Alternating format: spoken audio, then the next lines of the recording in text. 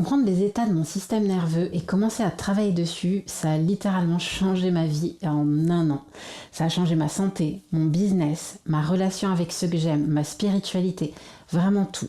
Et aujourd'hui, j'ai envie de te transmettre ça parce qu'on n'en parle pas suffisamment. Dans cette vidéo, je vais t'expliquer les différents états de ton système nerveux, lesquels te sabotent dans ta santé, dans tes relations, dans ton travail et lequel te permet d'avancer. Je vais te montrer comment reconnaître l'état dans lequel tu te trouves et surtout comment le réguler pour sortir des états qui te bloquent et revenir vers celui qui te permet d'avancer pleinement. Mais avant de commencer, laisse-moi te parler un peu plus de la théorie polyvagale et des états nerveux. En 1994, le neurologue Stephen Porges publie la théorie polyvagale. Avant elle, on pensait le système nerveux binaire. Repos, stress, sympathique, parasympathique.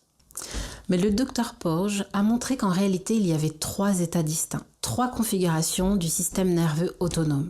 Et chacun commandait ta santé, ta façon d'être, de penser, de décider. Et ce qui change tout, c'est que chaque état produit une version différente de ta vie. Depuis l'un de ces états, tu construis. Depuis les 2 autres, tu survis. Et on va les voir un par un, en commençant par celui qui sert de base. Le premier état, c'est l'état ventral vagal, l'état de sécurité, de connexion, de présence. C'est ton état de base optimal, celui depuis lequel ton corps peut se régénérer, mieux digérer et depuis lequel il peut vraiment diriger ta vie, ton travail, ton business, tes choix. Dans ton corps, respiration apaisée, un sommeil réparateur, une digestion qui se fait bien. Tu vas avoir une énergie, mais une énergie calme, donc pas dans l'urgence. Et ton corps, il se sent en sécurité et il te le rend. Dans ta relation avec les autres, tu es présente, tu peux dire non sans te justifier pendant 10 minutes, tu peux dire oui parce que tu en as envie, pas parce que tu as peur de décevoir. La connexion, elle est simple. Dans ta vie, dans ton travail, eh bien depuis cet état, tu construis. Tu passes des caps, tu construis depuis ta vision et tu peux gérer un imprévu sans que tout s'écroule. Tu n'as pas besoin de tout contrôler pour te sentir en sécurité. C'est l'état où l'ambition et le repos peuvent coexister, où tu peux être performante sans te détruire. Et le problème, c'est pas de quitter cet état de temps en temps, c'est tout à fait normal. La vie, elle nous en sort tous les jours de cet état, parce que parfois il y a du stress, parfois il y a du repli, c'est normal. Mais le problème, c'est d'y rester de moins en moins et de finir coincé dans l'un des 2 autres. Le deuxième état, c'est l'état sympathique, l'état de mobilisation, de combat, de fuite. Et celui-là, beaucoup de femmes le connaissent très bien, même si elles ne le nomment pas comme ça. C'est l'état naturel de protection de ton corps face à un danger. Sauf que le corps ne va pas faire de différence entre les menaces. Donc, que tu sois dans la savane en train de te faire pourchasser par un lion ou que tu as une tout-doigt à longe ou que tu viens te disputer, ça active les mêmes processus de défense et donc le même système de stress. C'est ce qu'on appelle l'axe HPA. HPA, ça veut dire hypothalamus, hypophyse, surrénal. En gros, c'est une chaîne de communication dans ton corps. Ton cerveau perçoit un stress, il envoie un message à une petite glande dans le cerveau. Cette glande va envoyer un message dans tes surrénales, juste au-dessus des reins, et tes surrénales vont produire des hormones de stress, notamment le cortisol. Alors le cortisol, il a mauvaise presse, mais vraiment le cortisol, c'est pas mauvais, on en a besoin. C'est ce qui nous permet de nous réveiller le matin, d'avoir de l'énergie, de réagir, de se mobiliser. Donc c'est une hormone essentielle. Le problème, c'est quand sa sécrétion devient chronique ou qu'elle est altérée. Comment ça va se traduire dans le corps? C'est que tu vas être constamment dans l'action, tu vas pas réussir à t'arrêter, même quand tu le veux. Même quand tu t'allonges le soir, t'arrives pas, ça tourne, tu rumines, tu passes d'une tâche à l'autre, tu as pas l'impression vraiment de te reposer. Tu as des problèmes de concentration. Et tu as aussi cette sensation de ne plus rien tolérer. Un message, une remarque, un changement de programme et ton corps y réagit comme si c'était trop. Ça peut se voir aussi physiquement. Donc on peut avoir des douleurs à la nuque, les cervicales qui tirent, les épaules remontées, la mâchoire serrée, le bruxisme. Et parce que ton corps est en alerte, il va aussi chercher en permanence quelque chose qui apaise. Et c'est là qu'arrivent les fringales. Le sucré, le salé, les envies très fortes. C'est pas un problème de gourmandise, c'est un système nerveux qui réclame une sensation de sécurité immédiate. Et souvent, on va essayer de corriger ça avec plus de discipline, plus de régime strict. Il cherche juste à se réguler. Et le forcer sans s'occuper du vrai problème, ça ne fait qu'aggraver les choses. C'est d'ailleurs pour ça que je déteste l'expression accro au sucre. Parce qu'on n'est pas accro au sucre, on est accro à la sensation. Louise Hay, dans son livre « Transformez votre vie », elle décrit très bien ça.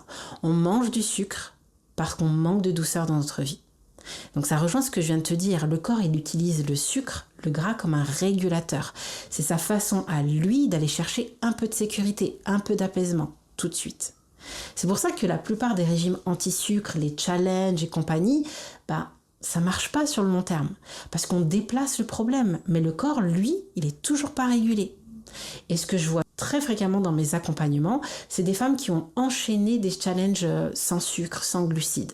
Et non seulement elles tiennent jamais sur la durée, mais le pire c'est que ça aggrave les choses. Parce qu'on rajoute de la privation, on rajoute de la culpabilité à un système nerveux qui demandait juste à se sentir en sécurité. Ce qu'il faut aussi savoir, c'est que de rester dans cet état sympathique continuellement, c'est extrêmement coûteux pour le corps. Et ça va se traduire avec des symptômes chroniques, comme de l'insomnie, des réveils au milieu de la nuit, soit pour uriner, soit sans raison, des réveils en sursaut, ça je le vois très fréquemment, avec des palpitations, des réveils le matin hyper tôt. Donc ça, c'est ce qui m'arrivait il y a quelques années. Je me levais tous les jours comme une horloge à 5h du matin, alors que mon réveil était à 6h30 par exemple. Donc je perdais 1h30 de sommeil. Et je n'arrivais pas à me rendormir.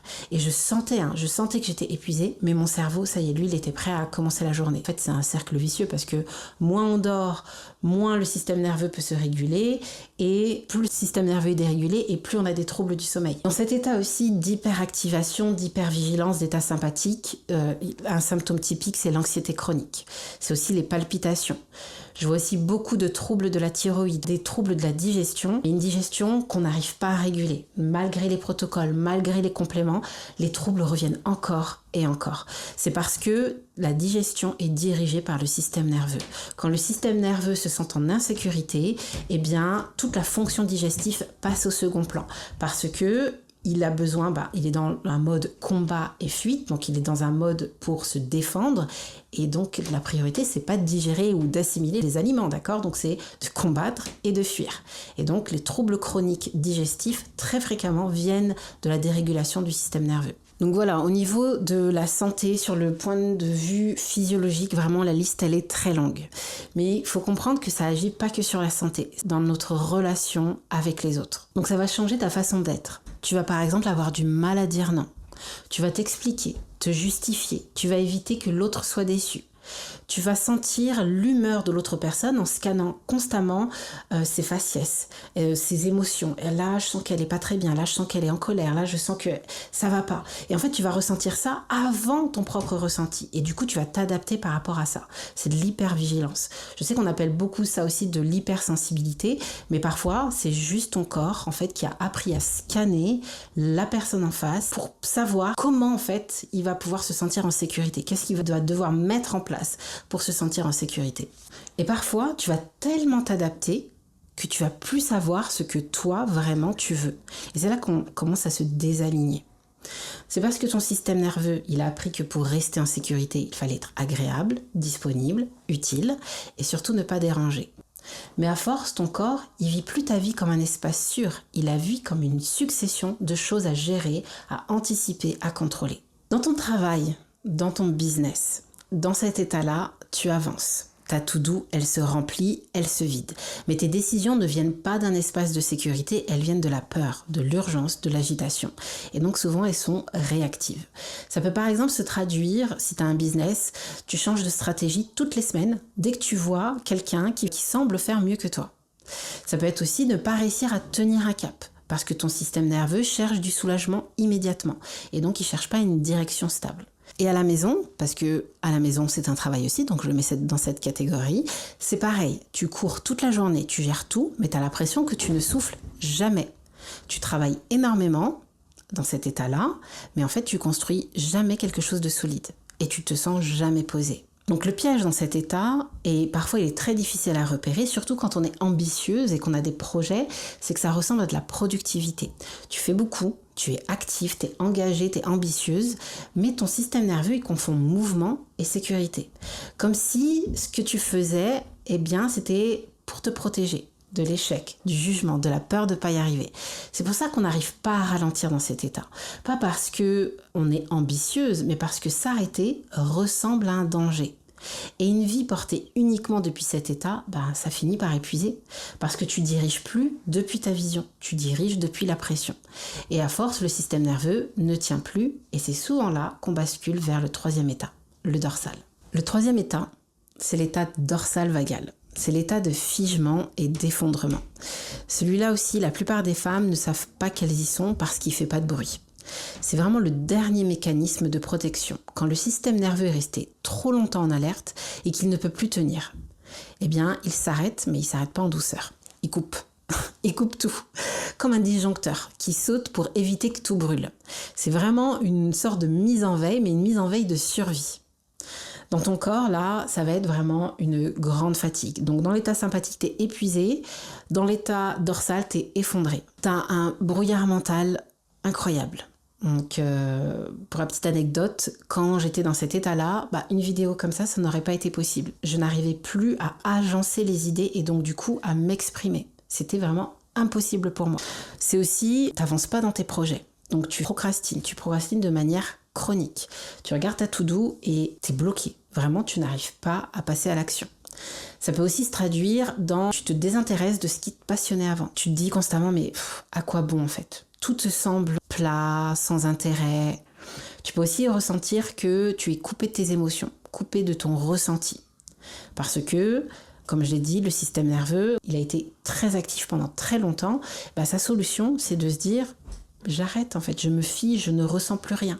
Parce que de toute manière, le combat, la fuite, la mobilisation, ça ne marche pas. Donc vraiment dans cet état, souvent on va se dire qu'on ne se reconnaît pas. Une personne qui est joviale, qui aime rencontrer des gens, dans cet état-là, elle va préférer s'isoler, elle va couper contact, elle va un peu se refermer sur elle-même. Et il y a quelque chose de très particulier avec le dorsal, une émotion qui revient systématiquement et que j'observe dans mes accompagnements, c'est la culpabilité. Cet état, il est toujours accompagné d'une narration qui est extrêmement dure envers soi-même. Je suis nulle, je suis pas suffisante, j'en fais pas assez, les autres avancent et moi non. Donc en fait ton corps il est en veille, il est en arrêt, mais par contre là ça continue de tourner. Et du coup tu te juges encore et encore. Et ce discours interne, il devient vraiment ta petite voix. Et le problème avec petite voix, c'est que progressivement, en fait, elle va participer aussi à la dérégulation du système nerveux. Parce qu'en fait, à chaque fois qu'on se dit « je suis nulle, je ne suis pas suffisante, j'en fais pas assez », ça crée un stress interne. Et donc, ça participe à la dérégulation. Donc, dans ta vie, dans ton travail, depuis cet état, t'avances pas. Tu évites et tu deviens même une experte à ça. Le projet que tu devais démarrer le mois dernier, il est toujours en attente. La décision que tu devais prendre il y a 3 semaines, pareil. Le rendez-vous, l'appel, la conversation difficile, tu trouves toujours une raison de les reporter. Et tu vas chercher à passer à l'action. Et pour ça, tu vas acheter des formations, tu vas acheter des livres, des agendas à 50 €. Donc tu vas chercher à essayer de t'organiser, à trouver une stratégie, un plan, mais tu finis toujours au même point. Et ça me fait penser à une de mes consultantes que j'ai eue dans un accompagnement qui, pendant 2 ans, était en figement fonctionnel. Elle était dans cet état dorsal. Elle avait acheté des dizaines de formations, des dizaines d'outils. Et soit elle les finissait jamais, soit elle ne les ouvrait même pas. Et c'est vraiment en travaillant ensemble qu'elle a réalisé que elle n'était pas flemmarde, c'était pas un manque de discipline, que c'était physiologique, qu'il se passait quelque chose dans son système nerveux. Et donc quand on a commencé à travailler dessus, en quelques mois, elle a recommencé à avancer. D'ailleurs, actuellement, elle a créé son entreprise. Mais elle a passé 2 ans bloquée, des milliers d'euros dépensés. Et c'est pour ça que cet état, c'est vraiment un saboteur silencieux. Parce que l'état sympathique, en fait, ça fait du bruit, tu le ressens, t'es stressé, t'es en hypervigilance. Le dorsal, lui, il se déguise. Il se déguise en manque de motivation, en je suis flemmarde, en je procrastine, en c'est pas le bon moment. Et la réponse classique, face à ça, face au figement, c'est de pousser plus fort, plus de discipline, plus de structure, plus de courage. Mais pousser un système nerveux en dorsal, c'est comme appuyer sur un accélérateur d'une voiture qui est en panne. Tu vas pas aller très loin. Le dorsal, c'est pas un problème de volonté. C'est un système nerveux qui a activé son dernier mécanisme de protection. Et ce dont il a besoin avant tout, c'est de la sécurité, pas de l'effort. Et c'est exactement ce vers quoi on revient maintenant, la régulation. Maintenant, on passe à la régulation. Parce que comprendre ton état nerveux, c'est bien, c'est essentiel, mais ce qui change vraiment les choses, c'est savoir quoi faire avec cette information. Et la règle d'or, c'est que chaque état a besoin d'un geste différent. Le sympathique, il a trop d'énergie, donc il faut l'aider à redescendre. Le dorsal, lui, il est mis en veille, donc il faut le réveiller en douceur. L'objectif, c'est pas de te calmer à tout prix, c'est d'envoyer à ton système nerveux un signal de sécurité qui est adapté à l'état où il se trouve. Donc, pour sortir de l'état sympathique, donc de la suractivation, de l'hypervigilance, de l'anxiété et de l'urgence, l'outil numéro 1 que j'adore, c'est l'inclinaison de la tête. Alors, pourquoi ? Parce que ton nerf vague, il passe sur les côtés de ton cou. Et quand tu allonges doucement les côtés du cou et que tu déplaces ton regard, tu vas venir stimuler ce nerf. Et donc, tu vas envoyer à ton système nerveux un signal. Le danger est passé, tu peux relâcher. Et le bonus, c'est que tu peux le faire n'importe où. Donc, comment on le fait ? Tu places ta main gauche autour de toi au niveau de ta taille et ta main droite sur le côté de ton visage. Et avec ta main, tu vas incliner un petit peu la tête vers la droite. Tu forces pas, d'accord ? Tu le fais juste avec le poids de ta main. Et ensuite, tu regardes vers le haut. Ensuite, tu prends quelques respirations calmes dans cette position et puis tu fais la même chose de l'autre côté. Le deuxième outil que j'aime beaucoup, c'est la double inspiration. Donc pourquoi ? C'est parce que quand ton système nerveux il est en alerte, la respiration, c'est le moyen le plus rapide de lui envoyer un signal de sécurité. Et moi, ce que j'aime faire, c'est la double inspiration et ensuite l'expiration longue.